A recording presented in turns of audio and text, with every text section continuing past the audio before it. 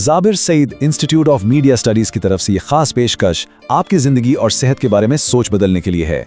ईमान के बाद सबसे बड़ी दौलत सेहत है, लेकिन क्या हम जानते हैं कि हमारी रोजमर्रा की कुछ आम सी आदतें जिन्हें हम बिल्कुल मामूली समझते हैं, हमारी जिंदगी को कई साल पीछे धकेल सकती हैं? आइए आज एक 102 साला डॉक्टर के तजुर्बात की रोशनी में इन राजों को समझते हैं। जरा ये अल्फाज सुनिए और उनकी गहराई पर गौर कीजिए। ये मौत जिनियात ये बदकिस्मती की वजह से नहीं थी, ये उनके अपने इंतखाब की वजह से थी।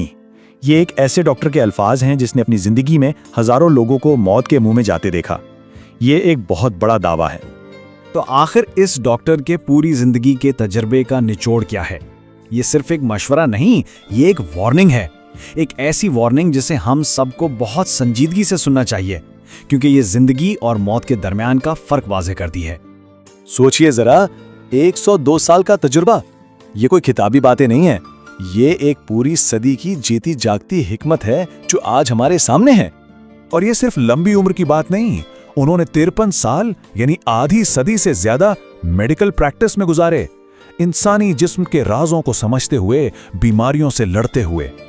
और इस दौरान उन्होंने 4000, जी हां 4000 से ज्यादा मरीजों को अपनी आंखों के सामने दम तोड़ते देखा। इस वसी तजर्बे ने उन्हें एक ऐसे नतीजे पर पहुंचाया जो हम सबको चौंका देता है कि ज्यादातर अमवात वक्त से पहले थीं और उनकी वजह जिंदगी के गलत इंतखाब थे। तो चलिए अब बात करते हैं इन कातिल आदतों की।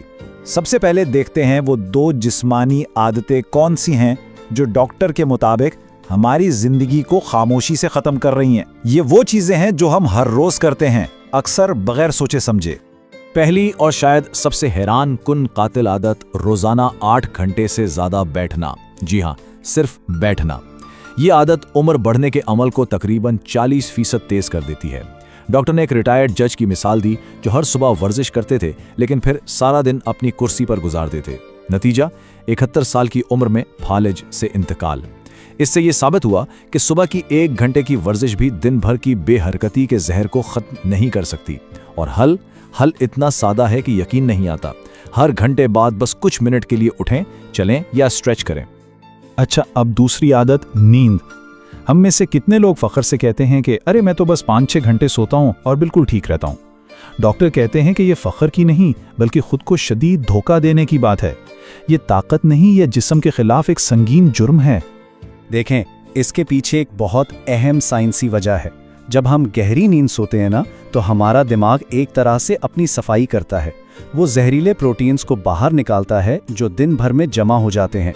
जब नींद पूरी नहीं होती तो ये जहर दिमाग में जमा होता रहता है और आहिस्ता आहिस्ता हमारी सोचने समझने की सलाहियत को ख़त्म कर देता है। तो याद रखिए, 7 से 9 घंटे की नींद पर कोई समझौता नहीं हो सकता। अच्छा, जिस्मानी आदतों से हटकर अब बात करते हैं एक समाजी कातिल की, और एक ऐसी चीज है जिसे हम अक्सर नजरअंदाज कर देते हैं, तन्हाई।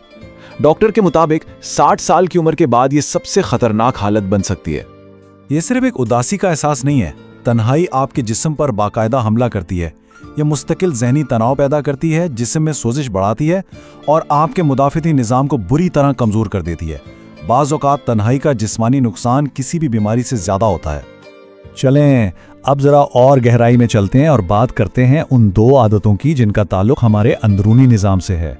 यानी जो कुछ हम अपने जिस्म के अंदर डालते हैं और जो कुछ हम अपने दिमाग के अंदर चलने देते हैं।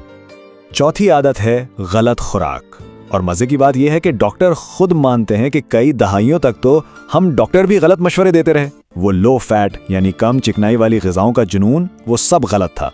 60 साल के बाद जिस्म का निज़ाम बदल जाता है। डॉक्टर ने 65 साल की उम्र में अपनी खुराक मुकम्मल तौर पर बदल दी। प्रोसेस्ड कार्ब्स खत्म और उनकी जगह सेहतमंद चिकनाई, प्रोटीन और सब्जियों को दी। और नतीजा, सिर्फ 3 महीनों में उनके जिस्म से सोजिश की तमाम अलामात गायब हो गई। और अब आखिरी 5वीं कातिल आदत, मुस्तकिल फिक्र।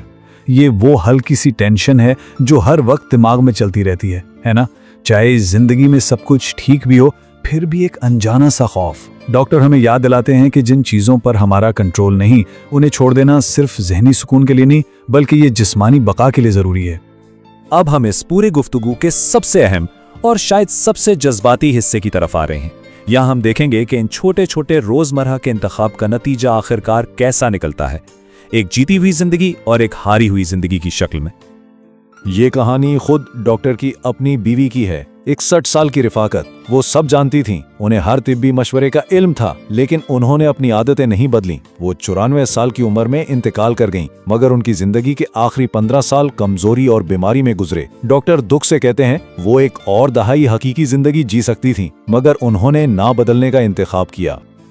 और दूसरी तरफ खुद उस डॉक्टर को देखिए, 102 साल की उम्र में वो अकेले रहते हैं, अपना खाना खुद बनाते हैं, रोजाना चहलकदमी करते हैं, मुताला करते हैं और अपने पोते पोतियों से फोन पर बातें करते हैं। वो कहते हैं कि मैं कोई खास या खुशकिस्मत नहीं हूं, मैंने सिर्फ जानबूझकर हर रोज ये सेहतमंद इंतखाब किए हैं। और आखिर में डॉक्टर हम सब के लिए एक सवाल छोड़ जाते हैं, एक ऐसा सवाल जो शायद हमारी बाकी जिंदगी का रुख बदल दे। जिन हजारों लोगों को मैंने मरते देखा, उनमें से ज्यादातर का मरना जरूरी नहीं था। आप अभी तक जिंदा हैं, तो आप क्या करने जा रहे हैं?